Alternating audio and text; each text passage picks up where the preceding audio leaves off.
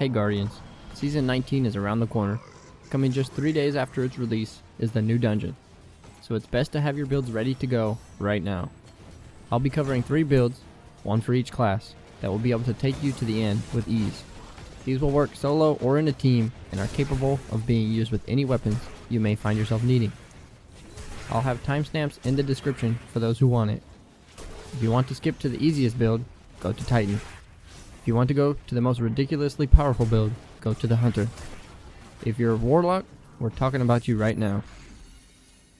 We're going to choose Voidwalker because of the massive value that Devour brings to the subclass. You'll be killing adds with ease, debuffing bosses, and surviving through lots of punishment. I'll be using Vortex Nova Bomb due to its utility, which is also getting a small buff next season. You can run Cataclysm if you like, but both supers are incredibly similar in damage. Nova Warp is a dead super in PvE and not worth taking when your normal abilities can already do ad clear. Pick your choice of Rift and Glide, but keep in mind, Healing Rift is the safe option when navigating a new dungeon. Vortex Grenade is an automatic pick. The utility, the damage, and the longevity of the grenade all make it hands down the best grenade you can choose. Most of your kills will be coming from Vortex Grenades. The 2 best aspects for being a grenade slinging Voidwalker will be Feed the Void and Chaos Accelerant. Feed the Void just makes getting Devour extremely easy and is required for getting the engine running. Chaos Accelerant just bumped up the lethality of our Vortex Grenades even more, which is exactly what we want. This also enables us to use our preferred exotic, which we'll get to after our fragments, so let's cover those now. Go with Persistence to increase the time Devour lasts, allowing us to maintain it even during slow moments. Undermining to add a 15% debuff to our grenades. This just makes them even more lethal and allows them to boost our boss DPS in a meaningful way. Lastly, Remnants to once again boost our grenades even more. As you can see, everything is revolving around our grenades in this build, which leads us to our exotic, Controverse Hold. It's the best choice for this build. It allows us to double down on our grenade focus by making them regenerate significantly faster. When you hit an enemy with your grenade, it'll speed up the cooldown for a few seconds. This can happen every 4 seconds, which means you can actually proc it twice with one Vortex Grenade. Real quickly, I want to talk about stats. Resilience should be your #1 priority. Get it all the way to 100 before you even worry about other stats. There is no other stat as important in this build. Next up, you can push for Discipline, but don't stress too much about this because most of your energy comes from Devour, Controverse Hold, and our other mods. The last important stat is Recovery, just to help out for when you can't proc Devour. Now, let's talk about combat mods. This is the most important portion of our mods, so focus on these first before anything else. You're going to want at least 3 Elemental Ordnance mods and a Bountiful Well mod, so you can spawn 3 Void Wells every grenade kill. The main purpose of this is to ensure you get your grenade back as soon as you chuck it. With the duration of Vortex Grenades, it's entirely possible to proc this 3 times in one grenade. For your last combat mod, you can put either another Elemental Ordnance mod if you feel that extra energy is necessary, or you can put Well of Tenacity on just to bump up your survivability. After combat mods, you should focus on getting 100 resilience before anything else. Once you have that, you can choose whether you want more stat mods for Discipline or Recovery, or move on to the other mods, which I recommend. So for your other mods, on your helmet, Ashes to Assets is great. It makes sure you have a Nova Bomb up anytime you need it. On your arms, Bolstering Detonation will make your grenades grant you class energy, which is the best name we can put here. Chest, just put Resist mods. Legs, I use Innervation to reduce your grenade cooldown for each orb of power you pick up, but this isn't even remotely necessary. On your class item, throw on Bomber just to ensure, even if you make a mistake, you can get your grenade back quickly. That's going to be everything in the build. Now let's talk about how this engine works. Kill adds with a charged up grenade to grant you Devour. This will recharge your grenade for kills, and you'll be recharging passively from Controverse Hold. The dead enemies will also drop Void Wells to top up the rest of your grenade energy and briefly give you 40% damage reduction. All the while, this is also generating super energy from Ashes to Assets and class energy from Bolstering Detonation. Remember, these grenades are absolutely juiced up. They will last longer due to Chaos Accelerant and Echo of Remnants, and debuff enemies by 15%. Whenever it's boss time, throw your charged grenade at the boss, then Nova Bomb. After that, just DPS with your preferred weapon. If the DPS phase is long enough, you can even throw another debuff grenade at the boss before it's over. The build is a lot of fun, allowing you to chuck grenades non-stop and keeping you alive with Devour. It makes dungeon content a breeze and really makes you feel like a Warlock. Next up is Titan, and this is hands down the easiest to pilot. If you want an easy to use but still powerful build, this is the one. We'll be using Sunbreaker, which brings with it a melee ability with infinite use that procs multiple parts of our build, and healing flames everywhere. Even though the healing is getting a small nerf next season, it's still going to absolutely carry this build to victory. Go ahead and throw on Hammer of Soul. There isn't really any competition here. Your super is really just a panic button, and Hammer of Soul is the best one because it creates a sunspot as soon as you cast it, which then heals you. For your class ability, pick Rally Barricade, which is mainly due to its shorter cooldown compared to Towering. If you really like Towering Barricade, you can still use it. Your melee here is definitely Throwing Hammer. The fact that this thing recharges your melee for simply picking back up your hammer is extremely powerful, and it allows us to run a melee well engine that never stops. Pick whichever grenade you like, but I personally find fusion grenades the best. This is entirely a preference choice as it doesn't actually affect the build in any meaningful way. Just don't waste the slot on a healing grenade, as they don't have a purpose in this build. Your aspects should be Soul Invictus and Roaring Flames.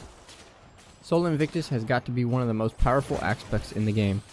Sunspots will deal damage to enemies, heal you, and grant you increased ability recharge rates. There's nothing to hate about this aspect. Roaring Flames will take your throwing hammer to another level, allowing you to one-shot most enemies once you get it up and running. And it also allows your uncharged melees to count as charged. The two most important fragments are Torches for the free Radiant on powered melee attack, and Solace for the extended duration to Radiant and Restoration. Torches is getting a small nerf next season, but you won't even feel this as a Titan.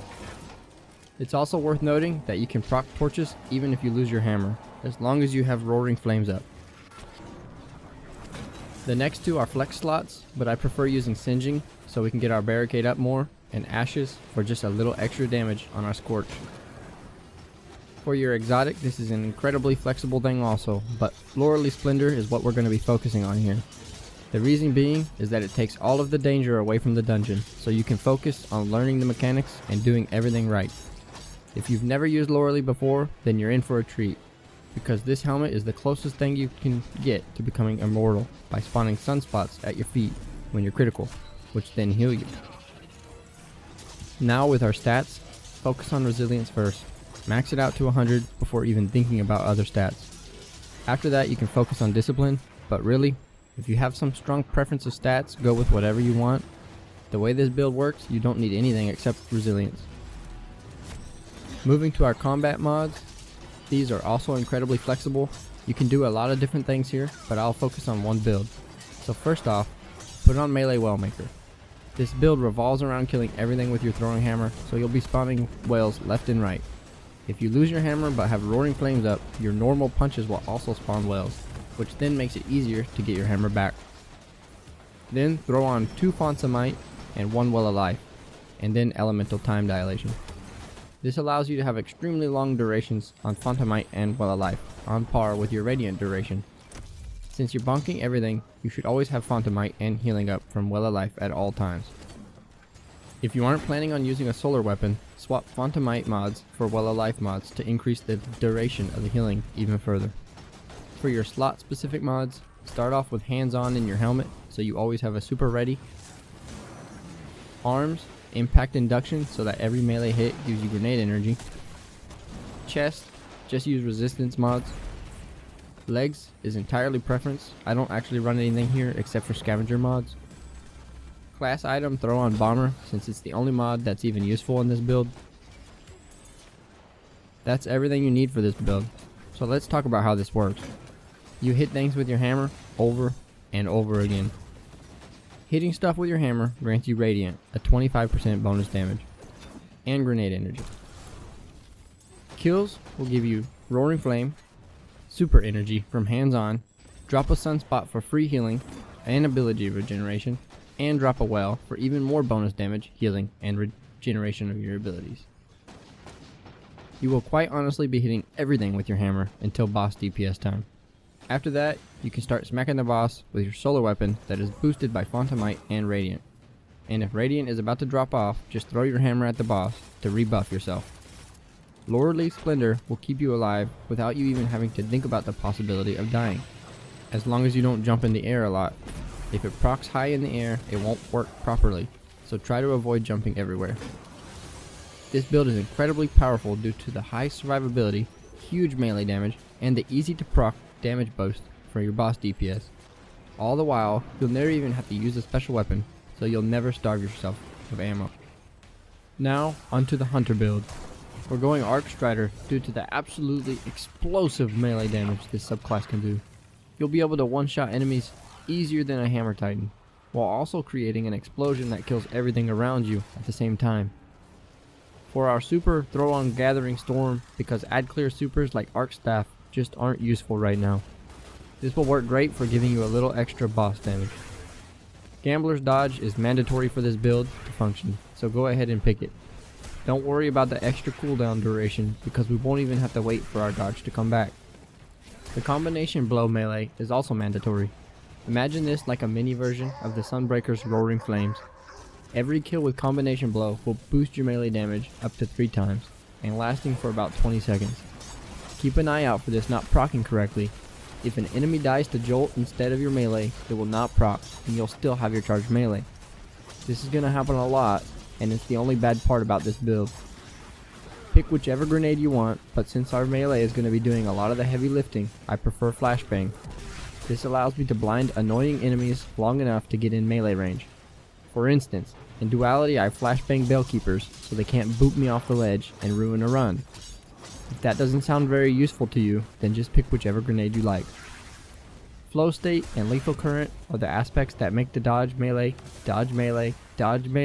loop even stronger. Flow State will make sure that you're almost always amplified, which then gives you damage resistance when dodging, as well as making your dodge come back quicker, just in case you mess up the engine. Then, Lethal Current makes our dodge melee even stronger.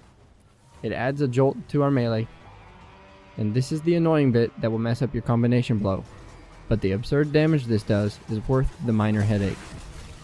There's no mandatory fragments, so if you have a strong preference, pick whatever you want. But personally, I use Resistance for the extra survivability, Ions for what is essentially free grenade energy, Amplitude because I like making orbs, and Feedback mainly for the extra resilience, as the perk is actually a little buggy. There's 2 obvious exotics for this build, Liar's Handshake and Assassin's Cowl. Personally, I find the damage of this build to already be good enough, and therefore I run Assassin's Cowl for the extra survivability. This makes the dungeons almost impossible to fail due to the invisibility on melee kills and the extra healing. For some reason, the jolts from melee hits will proc this, even though they don't proc Combination Blow. The combat mods are extremely flexible, as this build is just so powerful at base.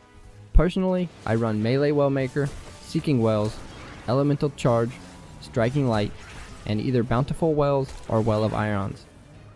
The goal of this mod setup is to kill enemies with your melee, which spawns a well that comes to you automatically and gives you charged with light.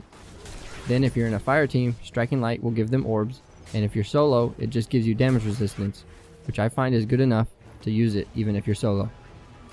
The Bountiful Wells allows you to have more grenades more often, whereas Ions will just let you punch harder, but it doesn't seem that necessary. As with every build currently, focus on 100 resilience. After that, the only stat that provides any real benefit is Discipline, since your melee comes back when you dodge, and your dodge comes back when you melee. That, plus the constant free health on melee kills, removes any need for recovery. Then, for your slot specific mods, you can throw on Hands On in your helmet for more super energy. Arms will likely be arc, so there's no need for momentum transfer, so just put whatever you want in here. Chest, put resist mods. Leg is preference, but scavengers are a priority. Class item, just put bomber if you're using bountiful whales so you can boost your grenade uptime even more.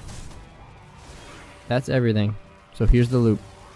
You can flashbang annoying enemies to get closer if needed, but the main loop is to kill something with your melee, then dodge to get your melee back. Do this over and over again to get your max stacks of combination blow, and you'll be able to one-shot any enemy and take out everything in the vicinity. Your health will be constantly topped up from combination blow and assassin cowl, and since you're invisible, you can purposely pick which enemies you want to punch with no difficulty. When it comes to boss DPS, throw your super and just focus on the normal weapon DPS methods. If you decided to use Liar's Handshake, then you can actually do boss DPS with a 1-2 punch shotgun and constant punches. If you're good enough, this can actually one-phase Galron, but it takes a lot of skill. This build will let you play in a unique way, weaving through enemies without them even trying to kill you. Once you find your target, you'll one-shot them and obliterate everything nearby. It's definitely the most powerful build out there right now, but has a slightly annoying and long wind-up phase. So that's going to be it for the builds. If I had to rank them best to worst, I'd say Hunter is definitely the best, although a little difficult to pull off at times. Titan is the next best due to the insane survivability that is entirely passive. Then Warlock, while still powerful, just isn't up to standards with what's possible with the other classes. If this makes you a little upset as a Warlock, then I'd like to direct you to a video I did about the upcoming buff to Arc Warlocks. While doing the math, it seems like Stormcallers are about to be extremely powerful, and it isn't even going to be difficult to pull off. If that doesn't interest you, then I'd like to thank you for your time, and until next time, see ya out there.